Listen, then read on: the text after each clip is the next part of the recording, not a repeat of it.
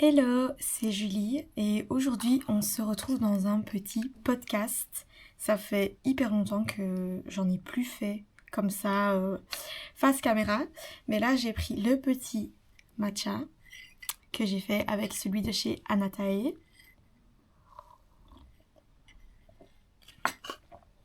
Et aujourd'hui je voulais un peu faire une vidéo pour parler de ce que ma psy m'avait appris. Du coup, I want you to show me how to get to know someone like you, someone like you. I want you to know me, 'cause I know then you'll see we can be true, we can be true. I want you to see what I see in us. Du coup, pour remettre un peu de contexte, j'ai commencé à aller chez la psy début mai de cette année, donc mai 2025. C'était une période où je venais de finir 2 stages, parce qu'en fait j'en avais fait un officiel avec l'école qui était à la WEX, et où j'étais au pôle presse et éditoriale, et c'était hyper bien passé. J'étais vraiment tombée dans une équipe super cool, il y avait une autre étudiante avec moi, enfin j'étais vraiment dans un rythme où j'arrivais vraiment à équilibrer ma vie entière, on va dire, c'est-à-dire que je savais quand j'avais des jours de télétravail qui avaient été réfléchis exprès pour me permettre le mardi par exemple d'aller en cours à l'université. Même quand je revenais tard, parce que du coup j'avais quand même pas mal de trajets pour revenir, j'arrivais à me motiver à aller à la salle de sport, donc j'y allais encore régulièrement. J'ai arrêté au final parce que je fais un autre sport, mais j'arrivais vraiment à contrebalancer ma vie. Alors certes, c'est une période aussi où j'ai vu quasi personne, tellement j'étais occupée en stage, où je voyais beaucoup moins mes amis parce qu'on était un peu plic-ploc comme ça, que ce soit en Belgique ou que ce soit à l'étranger.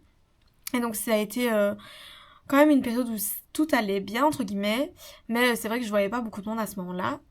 Et après, j'ai fait un deuxième stage à mon job étudiant, et celui-là, il est un peu mitigé. Il y avait des petits soucis au niveau de l'organisation parfois, et du coup, c'était pas toujours évident. Et vu que c'était à mon job étudiant, c'est vraiment à ce moment-là, je pense, que j'ai arrêté de trouver un équilibre entre ma vie personnelle et ma vie professionnelle. Parce que du coup, ça a été très compliqué parce que j'étais là quasi tout le temps. En fait, je crois que je suis un peu devenue dépendante, entre guillemets, de cet endroit. Parce que je ressentais le besoin d'être là tout le temps. Et même quand je n'avais pas besoin d'être là, soit parce que j'avais pas besoin d'aller là en stage, soit parce que je ne travaillais pas spécialement, et ben je me rendais compte que en fait j'étais pas devenue accro, enfin on peut pas vraiment parler de trucs comme ça, mais que même si je travaillais pas là, je devais y aller. Et du coup ça a été une période qui était très compliquée. Et en même temps, en avril, j'avais envoyé mon TFE à mes promoteurs, et à ce moment-là, je pensais le rendre en mai. Sauf que mes promoteurs ne m'ont plus répondu pendant des semaines, au pas où j'ai dû contacter le président du jury parce qu'il y en avait un qui ne donnait plus de ses nouvelles depuis janvier. Et donc, ils m'ont clairement dit que c'était impossible de le rendre en mai, et ça a été une accumulation de beaucoup de choses compliquées, et en fait ça a vraiment été une période où j'ai perdu ma lumière, on va dire, et ça a été très compliqué parce que comment expliquer, en fait je me rendais compte que j'étais tout le temps triste, et je pleurais énormément. Mais de base, je suis déjà hypersensible. Donc au quotidien, c'est déjà pas facile de vivre avec ça, parce que c'est pas juste au niveau de mes émotions, c'est aussi au niveau des matières que je porte, par exemple. Genre, je suis très compliquée avec ça. Ça peut être aussi au niveau des textures quand je mange. J'ai du mal avec certaines. Avec des bruits aussi, par exemple, les sons hyper aigus que personne n'entend. Moi, ça me fait mal, vraiment. Euh, et au niveau de la lumière, je pense que ça va. Mais voilà. Et donc, au niveau de mes émotions aussi, évidemment, un excès, ce n'est jamais bon. Alors, je pense que ça peut être une force d'être hypersensible, mais du coup, il y a des moments où ça peut être très compliqué à vivre. parce que forcément les excès c'est pas toujours bon. Hier je regardais une vidéo sur TikTok qui parlait un peu de l'hypersensibilité et donc je peux vous la lire. Attendez. C'est une tasse que j'ai depuis super longtemps. Je pense que les personnes hypersensibles, des fois, on a tendance à être qualifiées de drama queen, d'en faire de trop, mais au quotidien, c'est réellement compliqué. En fait, c'est pas juste pleurer, genre ça va bien plus loin que ça, et c'est peut-être ça que les personnes ne comprennent pas tous les jours, et les gens n'ont pas tous une sensibilité au fond d'eux ou de l'empathie, et du coup, c'est pas toujours évident à vivre. Du coup, j'ai vu une vidéo, et donc je vais vous la lire. Je suis hypersensible, donc bien évidemment qu'une simple remarque peut gâcher ma journée. Je suis fatiguée en ce moment, donc j'ai aussi beaucoup envie de pleurer.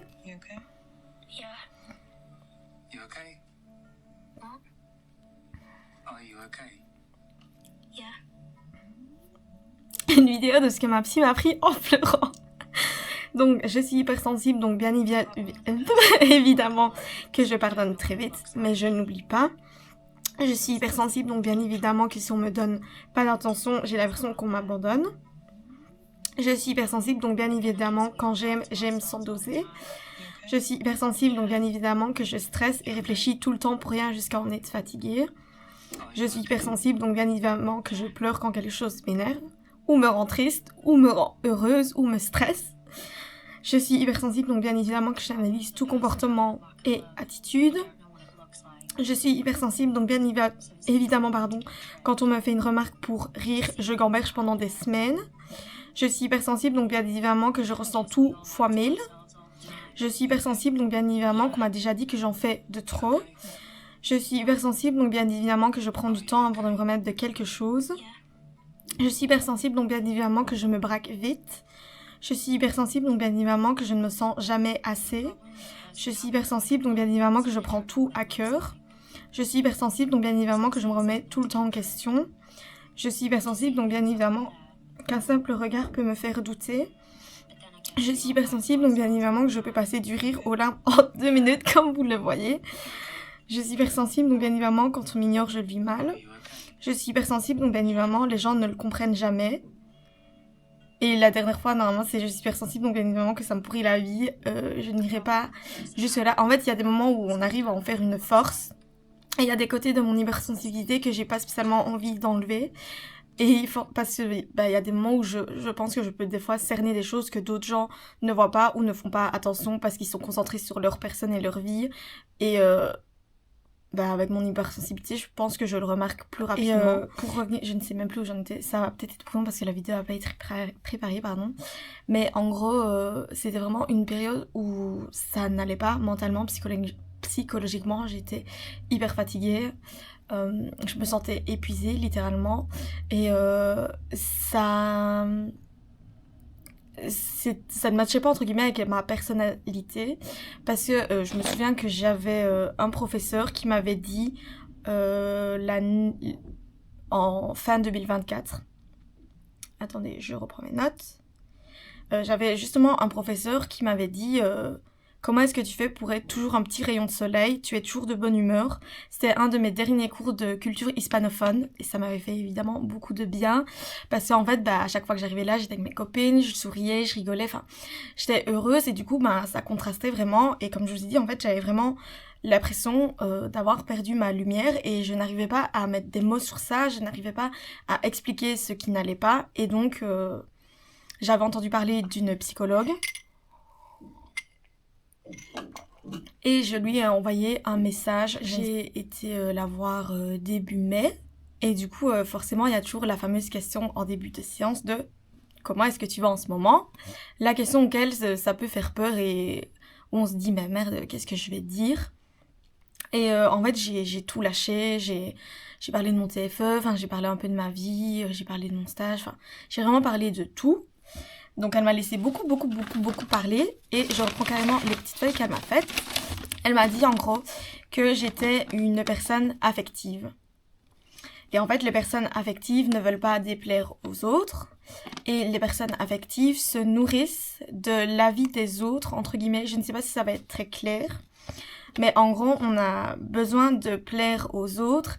Et c'est ce facteur qui va influencer notre sérotonine, je sais plus comment on dit, c'est-à-dire l'hormone du bonheur. Et elle m'a expliqué plus en détail, je vous avoue que ça date de mai, donc je me souviens pas de tout.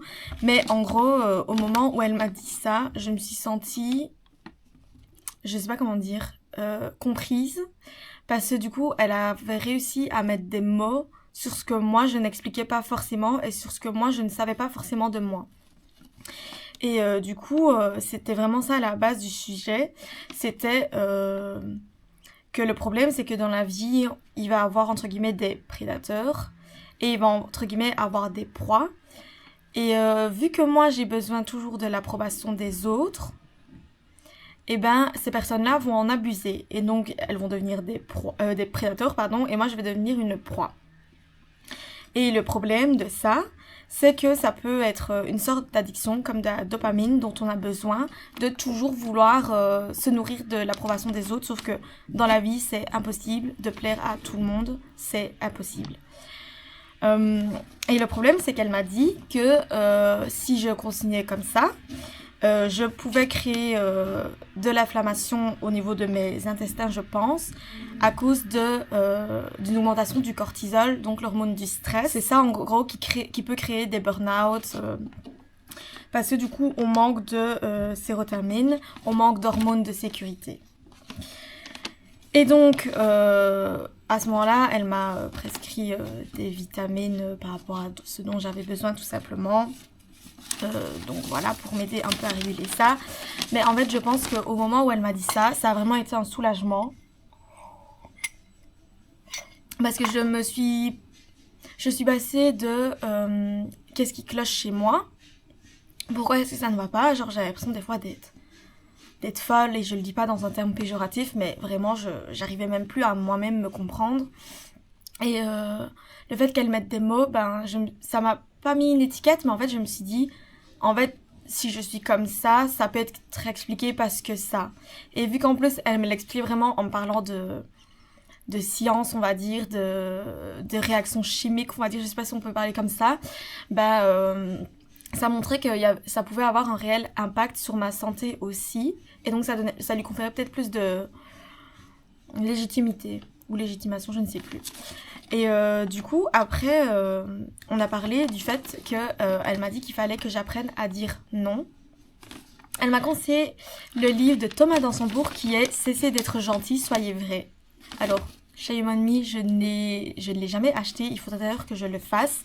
Je sais pas pourquoi, je crois que j'étais un peu débordée. Elle m'a conseillé plusieurs lectures aussi et je pense que j'ai un peu perdu le fil. Et en gros, c'est un auteur qui apprend aux gens à dire non. Ce que j'ai énormément de mal à faire. Parce qu'en gros, c'était surtout au niveau du travail, mais peut-être dans ma vie de tous les jours, où en gros, je disais toujours oui. Quand il fallait aider, quand il fallait dépanner. En fait, j'étais prête à moi-même me sacrifier pour que les autres ne le fassent pas à ma place, ce qui n'est absolument pas ok et ce qui n'est absolument pas équilibré et sain. Et en fait, ça c'est parti du concert de Tate McRae que j'avais, qui était réservé depuis très longtemps avec ma sœur, qui m'avait coûté assez cher. Et ça, c'était censé être un moment de plaisir. Sauf qu'en fait, à mon job étudiant, on m'avait demandé de remplacer quelqu'un en très last minute. Et c'était déjà une période où je remplaçais beaucoup quelqu'un parce que j'avais pas beaucoup d'heures à ce moment-là.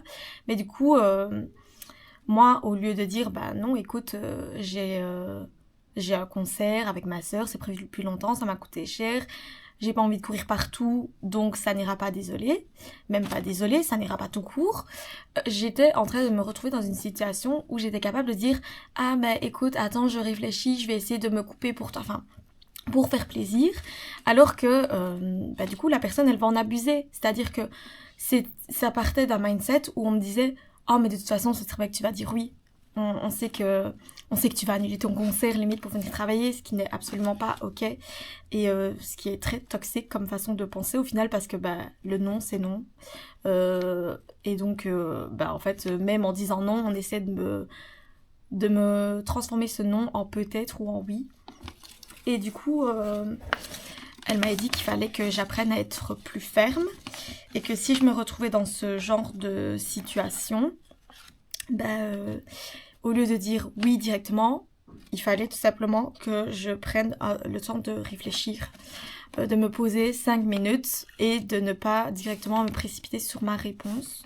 Et donc, au lieu de partir d'un oui ou d'un peut-être, parce que forcément ça change le mindset de la personne en face, il fallait que je te dise, écoute, je vais y réfléchir, je te rappelle plus tard. Je dois m'organiser, là comme ça je ne saurais pas t'apporter une réponse, donc je te sonnerai plus tard. Je ne sais pas si j'ai réussi à atteindre un stade où j'arrivais à dire non facilement. Probablement pas, parce que forcément ça prend du temps, le développement personnel, je pense que c'est quelque chose qu'on vit toute notre vie, qui se développe tout au long de notre vie, en fonction de nos expériences, de notre âge, de plein de facteurs qui peuvent changer. Mais à partir de ça, on est aussi venu à mon adoption. Je ne sais plus comment c'est venu à mon adoption. Et forcément, elle m'a dit qu'en gros, le fait que j'ai été adoptée, et en plus dans des conditions pas très saines, c'est-à-dire que j'étais attachée à un lit avec d'autres bébés dans ce lit, donc je ne savais plus me retourner, je ne savais pas bouger. J'ai eu des traces, on va dire, de l'adoption, parce que du coup je ne savais pas utiliser ma main quand je suis arrivée, je ne savais pas m'asseoir à 9 mois. J'étais un bébé, je suis arrivée très triste, je suis arrivée traumatisée, je mordais toujours ma lèvre comme ça. Franchement, quand on voit certaines photos de moi, on dirait que j'ai été traumatisée. Et ce qui est sûrement le cas. Sauf que du coup, en gros, elle m'a dit que à cause de ça, j'avais probablement été habituée à ne pas déranger et je m'étais mise dans un mode de survie. Mais on parle d'un bébé de 9 mois à cette époque. Et on parle d'une période qui est arrivée il y a 23 ans. Donc ça remonte. Et donc, forcément, quand un bébé il a besoin de s'exprimer, il doit pleurer parce que il sait pas parler, il sait pas mettre des mots, donc c'est la seule manière pour lui de s'exprimer. Et c'est quand il a besoin forcément d'apaisement. Mais du coup, j'étais probablement, quand j'étais petite, soit résignée sur moi-même, ou alors, en fait, j'étais peut-être celle qui pleurait le plus, parce que du coup, c'était ma seule façon de me faire entendre et qu'on s'occupe de moi. Et en fait, elle m'a fait comprendre que ce mode de survie, c'était il y a 23 ans, et qu'aujourd'hui, en fait, il fallait que j'avance dans ma vie parce que je n'étais plus dans un mode de survie. Parce que aujourd'hui, j'étais une jeune fille intelligente, qui avait des projets dans la vie, qui maîtrisait plusieurs langues. Il fallait que j'apprenne en fait à vivre pour moi tout simplement, et pas à vivre pour les autres, et arrêter de culpabiliser quand je disais non. Parce que du coup, les gens allaient toujours en abuser de manière égoïste pour leur propre plaisir. Parce qu'on savait forcément qui était la bonne poire à appeler tout simplement. Et c'est drôle parce qu'en fait on se rend compte des fois aussi dans la vie que en fait c'est toujours les mêmes qui sont prêts à se sacrifier, mais le jour où la personne qui se sacrifie toujours a besoin d'aide, ou qu'on la remplace, ou que les autres se sacrifient à sa place, il n'y a plus personne, il y a toujours des excuses, il y a toujours ah bah non ça va pas, j'ai un souper avec ma grand-mère, ah bah non ça va pas, j'ai une super soirée prévue depuis 2 jours, ah bah non ça va pas, j'ai un souper raclette, j'ai ping-pong, je vais faire du poney, il y a toujours des excuses. Sauf que moi quand j'ai des vraies excuses, c'est toujours oh mais de toute façon on sait que tu nous diras oui de toute façon, donc change tes plans, ça nous arrange nous. Et donc ça a un peu remis l'église au milieu du village, d'avoir quelqu'un justement. En fait je pense que quand je suis allée chez la psy, je savais plus ou moins ce qui n'allait pas, je savais quels étaient les problèmes et quelles étaient les choses sur lesquelles je devais travailler, mais je n'arrive pas à le mettre en place. C'est-à-dire que je savais déjà un peu mettre des mots sur certains aspects de ma personnalité, de ma vie, etc. Mais je pense que le fait d'avoir une personne agrégée, on va dire, et une personne d'autorité pour me le confirmer, bah forcément, ça lui conférait plus de légitimité, et du coup, bah, ça, même si je savais déjà que c'était ça qui coinçait et qui me bloquait des fois et qui constituait des obstacles dans ma vie, ben le fait qu'elle me le dise, ça me donnait vraiment plus de sens et ça me poussait vraiment à l'écouter. Et après, on a fini par parler aussi des relations.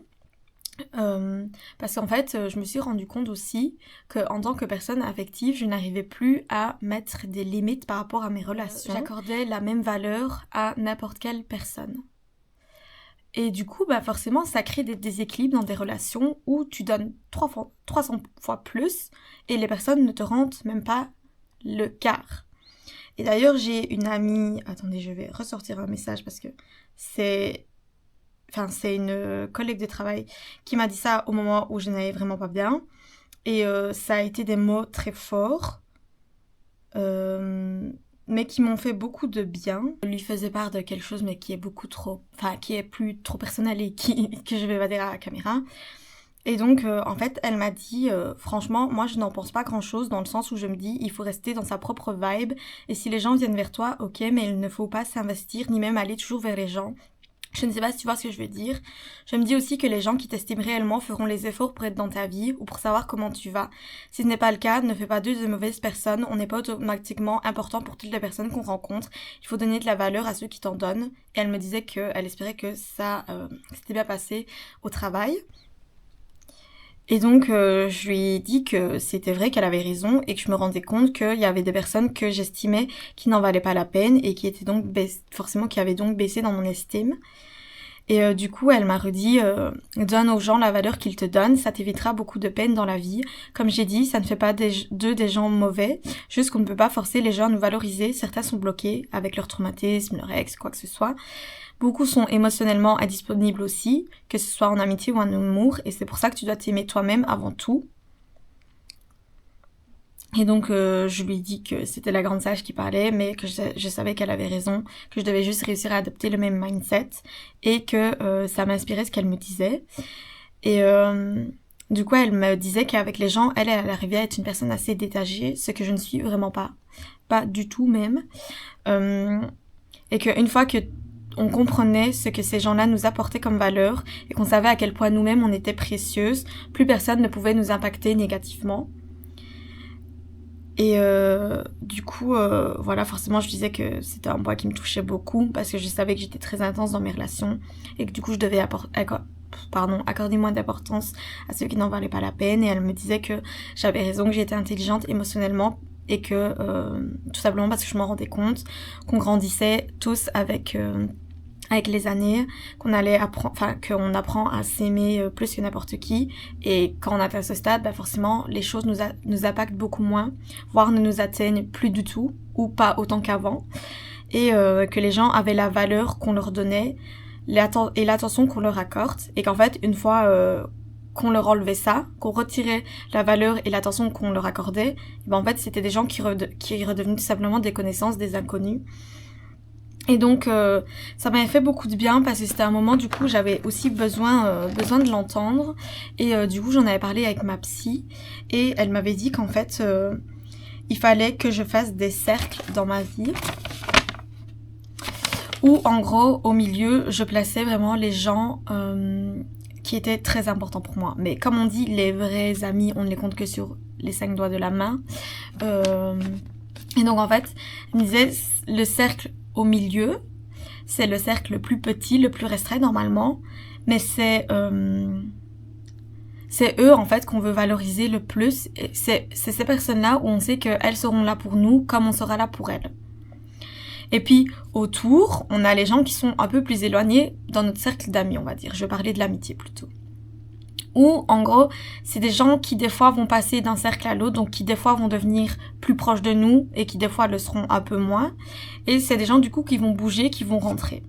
Mais c'est des gens à qui des fois on leur accordera plus d'énergie, plus de temps et des fois un peu moins. Et autour, en fait, le plus grand cercle, c'est ce qui est censé être le plus dans notre vie. C'est des gens en fait qui sont très éloignés de nous et donc à qui on doit donner forcément beaucoup moins d'importance parce que on sait qu'en retour, eux ne nous donneront pas la même chose.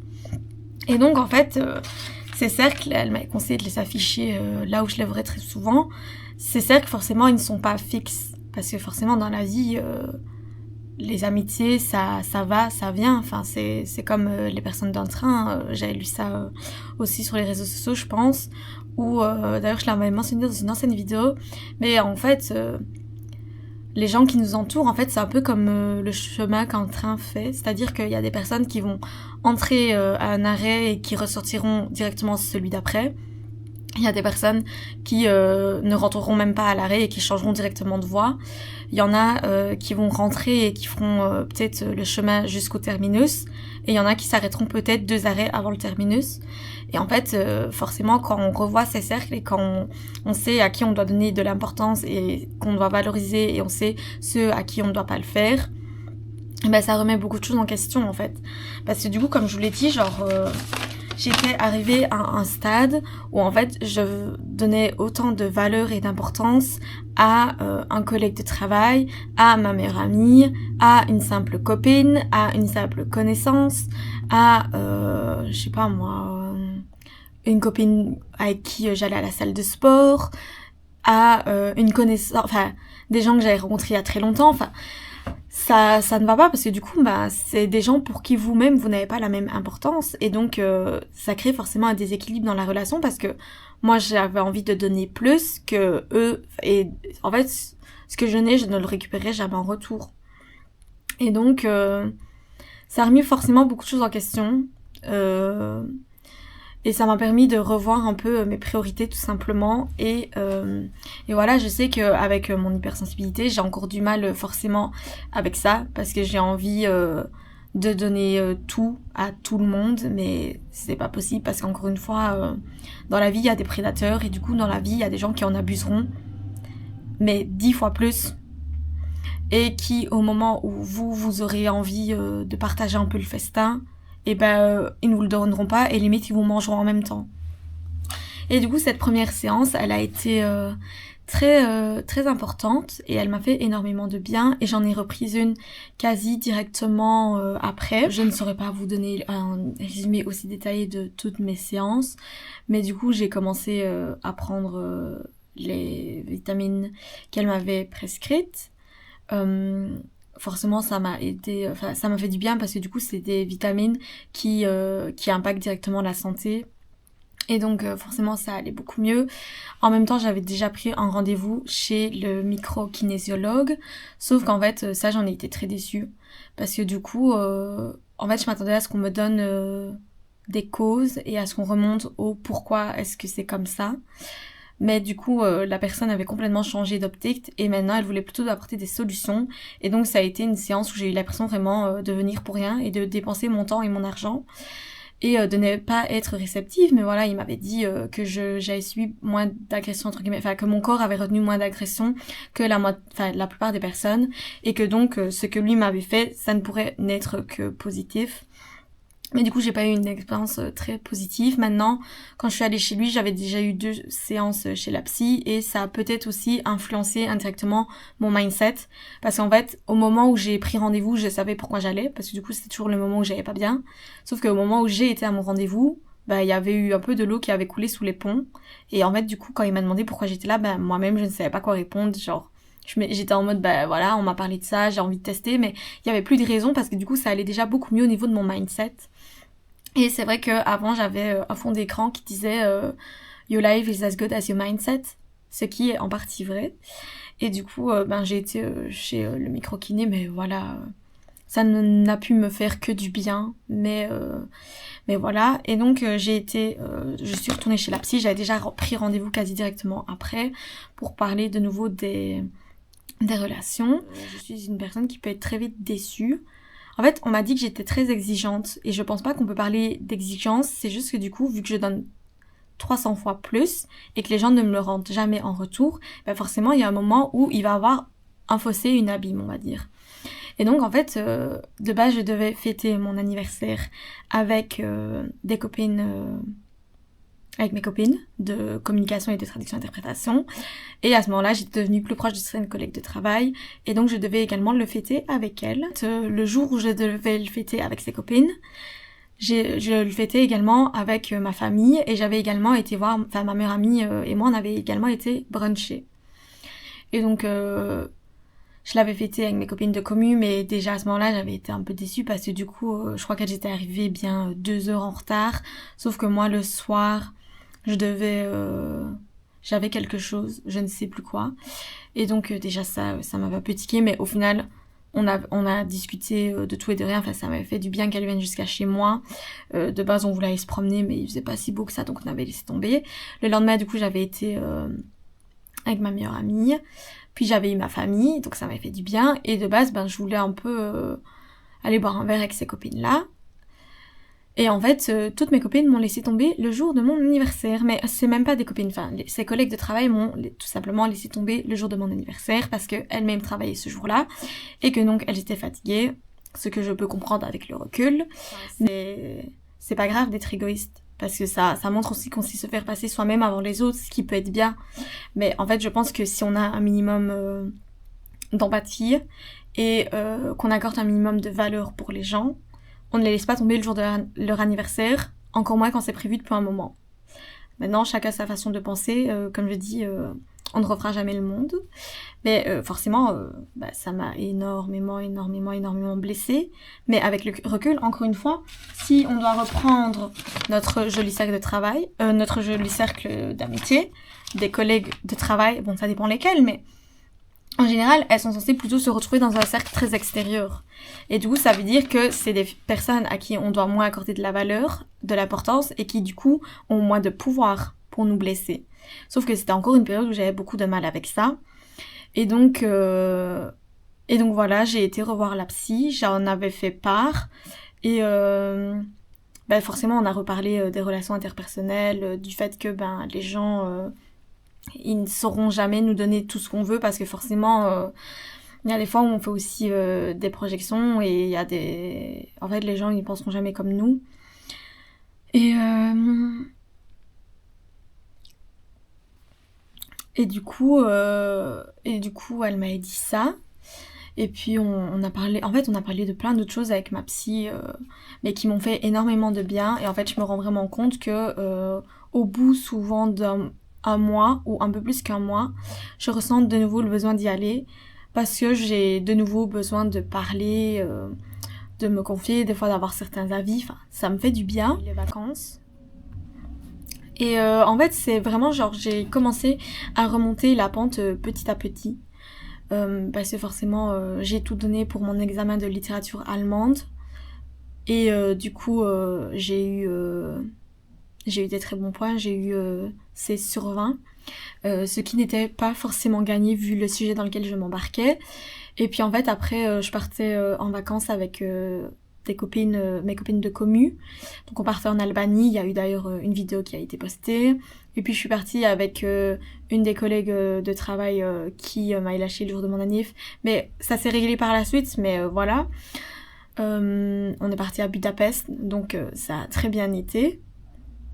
Et forcément il y a eu le camp Patro où il y a eu des fois où c'était un peu compliqué parce qu'on est fatigué.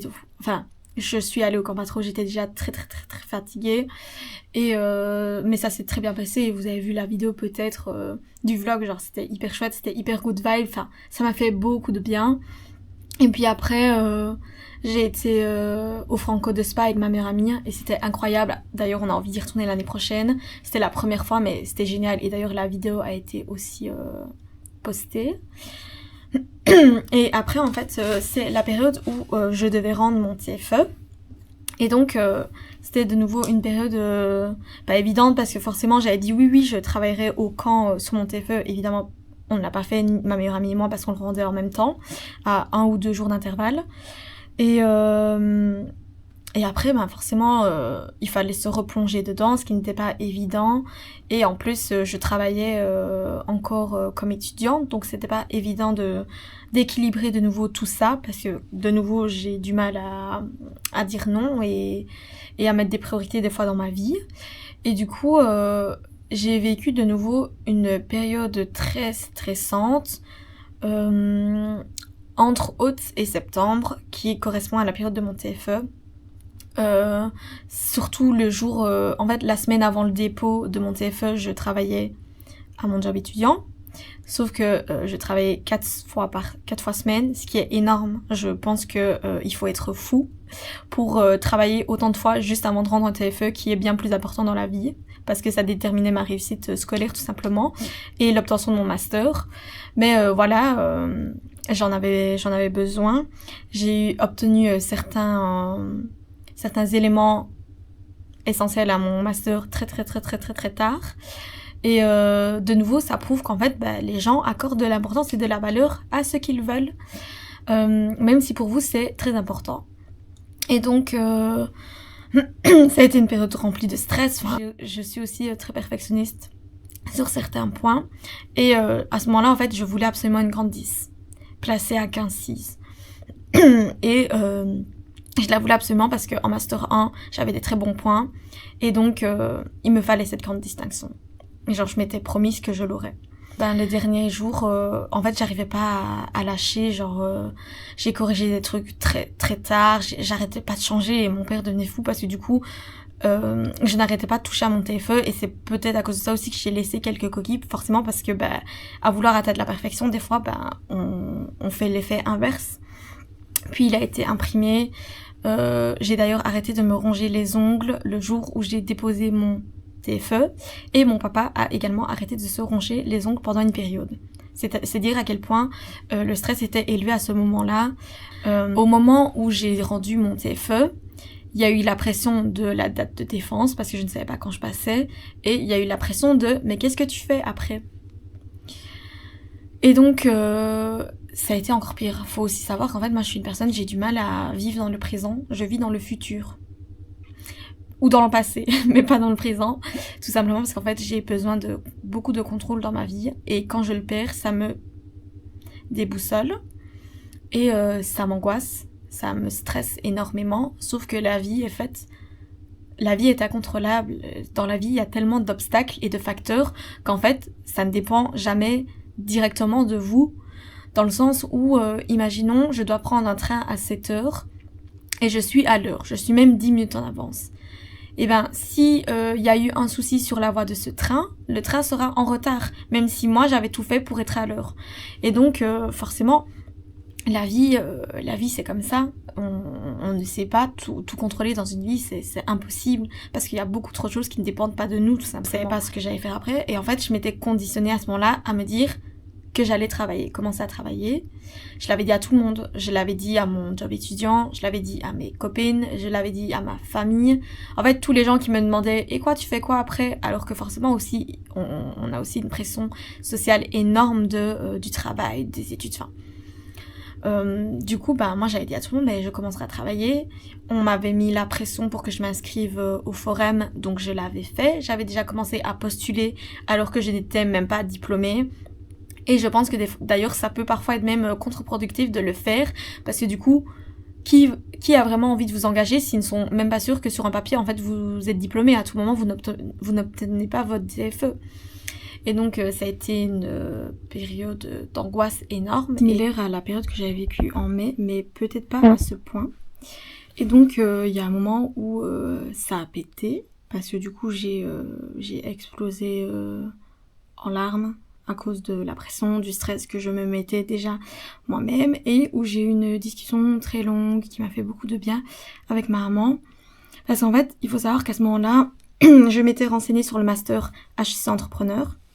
Et en fait, j'avais vraiment envie de le faire. En fait, je pense que au fond de moi, j'avais énormément envie de le faire, mais que, de nouveau, je subissais une pression peut-être sociale et je me laissais influencer. Et de nouveau, la petite personne affective que j'étais avait juste envie de l'approbation des gens. Et il faut savoir que j'ai également aussi beaucoup de mal à prendre des décisions seule, parce que du coup j'ai besoin de l'avis des gens, parce que je suis une personne affective, appelons-nous.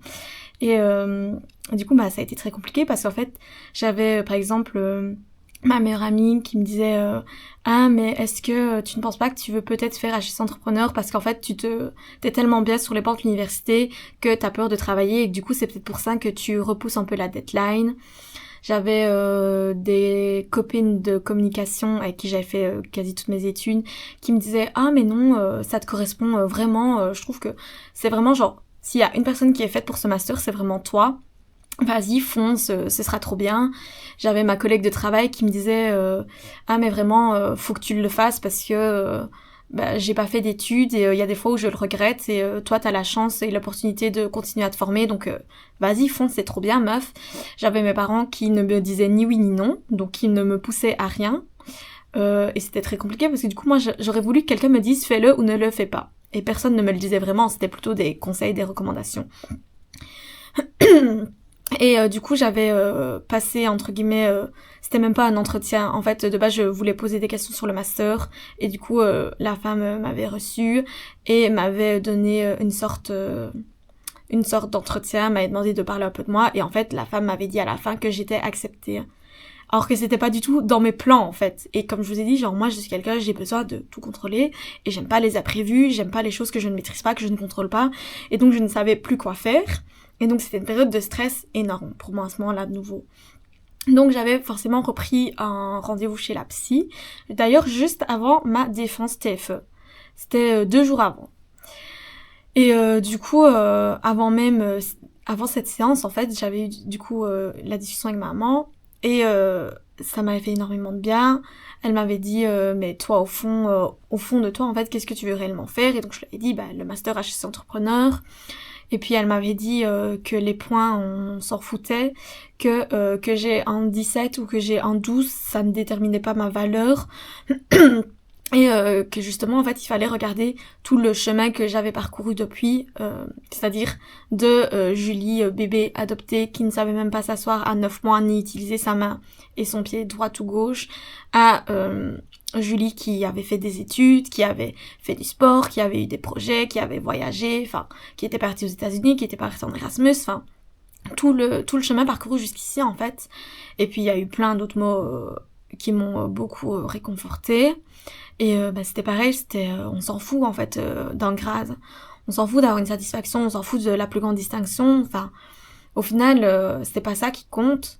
Et du coup ça m'avait fait du bien, j'avais revu ma psy, et donc je lui avais fait part justement que j'allais faire continuer mes études, et que j'allais faire tout simplement un autre master de spécialisation. Et forcément elle a été super contente pour moi. Elle m'avait dit des mots qui m'avaient fait énormément de bien. Elle m'avait dit que j'allais être la prestance, que j'allais être l'aura, que je dégageais quelque chose. On avait parlé de la défense, elle m'a demandé de lui expliquer un peu le sujet comme si elle n'était pas au courant de ce que je faisais. Donc je l'avais fait, elle m'a dit que j'allais être prête, que tout irait bien. Je m'étais énormément entraînée, et le jour de ma défense, j'ai pas fait une mauvaise défense, mais en fait ça ne s'est forcément pas passé comme je le voulais. Et j'ai eu un 14 sur 20. Et d'ailleurs, j'aurais dû faire une vidéo YouTube, mais heureusement que je l'ai pas faite. Parce qu'en fait, je suis sortie de cette défense en pleurant. Si ma note me satisfaisait, je leur ai littéralement répondu que je préférais ne pas en parler. Parce qu'en fait, sinon, je crois que si j'en parlais, je chialais clairement. Et au final, forcément, je l'ai dit à ma petite directement. Et elle m'avait envoyé des mots en me disant que c'était quand même très bien. Enfin, en gros que c'était une excellente note, que j'avais beaucoup de mérite, et forcément ça m'avait fait du bien. Et d'ailleurs le jour de ma remise de diplôme, elle était là, elle a pris des photos de moi, enfin elle était hyper fière de moi, et c'était vraiment mignon et vraiment gentil de sa part.